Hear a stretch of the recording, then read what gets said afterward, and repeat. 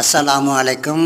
நாளை மறுமை நாள் எனும் அந்த தீர்ப்பு நாளிலே இறைவன் ஒரு மனிதனை பார்த்து கேட்பான், ஓ அடியானே, பசியென்று வந்தேன், நீ உணவளிக்கவில்லை.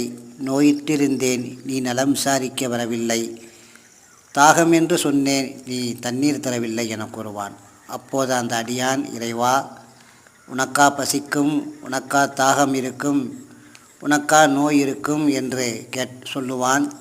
அப்போது இறைவன், எனது இன்ன அடியான் பசி தாகம் என்று வந்தானே, நோயிட்டிருந்தானே, நீ அவனுக்கு உதவவில்லையே.